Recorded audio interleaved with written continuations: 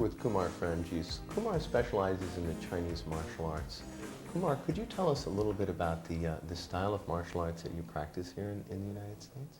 Well, the style of martial arts that I've primarily devoted myself to for the past over 20 years has been we call Taiji Chuan, Xingyi Chuan, and Bagua Zhang.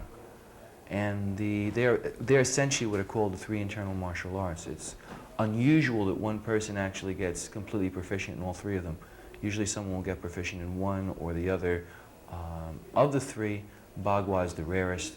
It is being considered to be for like generations, pretty much the top martial art in China. And unfortunately, there are very, very few people who do it, and the legitimate, unwatered down stuff is very hard to find. I myself, even after studying in Taiwan, Hong Kong for 7.5 years, before I'd ever done that, I already had almost 10 years of very extensive martial art experience. That literally, it wasn't until I got to Beijing, where the thing was centered, that I was actually able to, understand what the art was in its entirety. Instead of getting pieces, I was able to get the whole thing.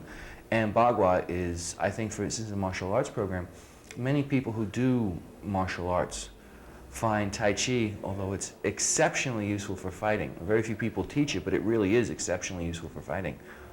Having a video coming out soon, Yang style fighting video, because the Yang style is the most popular form of Tai Chi. We're just taking the first 5 movements of it. We show a couple of hundred fighting applications, all of which are classical Tai Chi.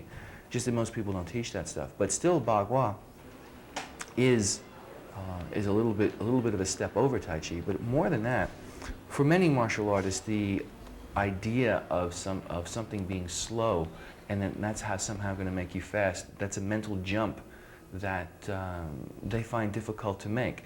It's based on totally false assumptions, but it's a mental jump they find hard to take. Tai Chi also has very fast training methods. But Bagua is something where it has an incredible range of round and spherical fighting motions and spiraling fighting motions, which you simply do not get in any other martial art. And I think for people who do hard styles, I myself was a 3rd degree in karate before I ever really started doing this stuff, and I trained in Japan and I trained in the States, and I was quite experienced.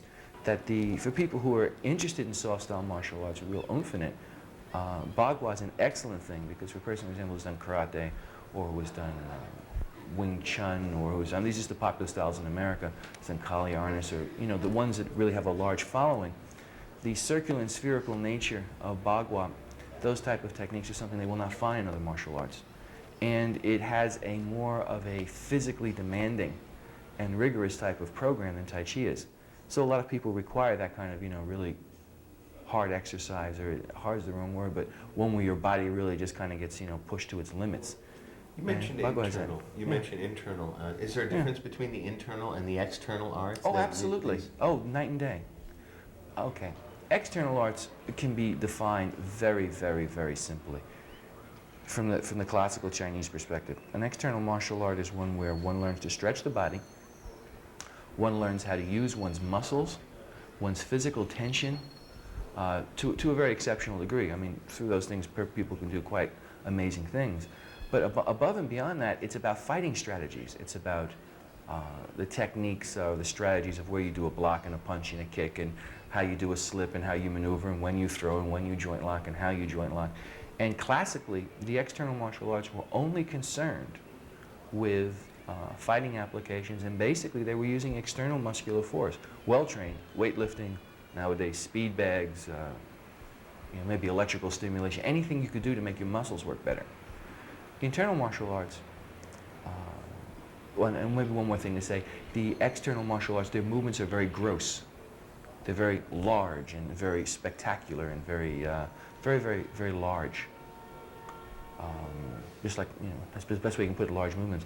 In the internal martial arts, their primary purpose is to develop qi, or internal energy, what they call neijin, internal power. And the fighting applications, and they have tons of fighting applications, are almost secondary, because they come from a point that when you have that kind of internal power, any application you use will work. It almost won't matter what it is. So that's one part of it. The second part of it is the internal martial arts place an extreme reliance upon the mind. upon getting the mind, for example, getting the mind to tell the body what to do, so the body will hear it, understand it, and be able to do it. An external martial artist might practice 50,000 repetitions of a punch, hit a punching bag, work on a speed bag. An internal martial artist literally might spend the same amount of time or more just getting his mind to be able to go through his body, to move his chi or energy into his hand. At the end of it, he'll have a stronger a punch or a kick than a person who is hitting the bag and blasting the thing. But it's not going to be any less work. Because when you have to make your mind move the energy in your body, that requires a certain amount of concentration, and you'd be surprised just how much it takes out of you. I mean, how much you have to put into it. The other side of it is that the internal martial arts are very much concerned with the opening and closing of the joints of the body. They're very much concerned with using the energy in the spine very, very efficiently. They're concerned essentially what they call making every part of the body move as one complete unit. This is the reason why when people watch them, they're incredibly smooth, because they almost don't notice things, because body parts are not moving separately. I mean, if you do karate, your hips twist, but basically it's your arms that go out. Where in internal martial arts, they make every single part of the body move simultaneously. And that's a hard thing to recognize unless you're trained to see it.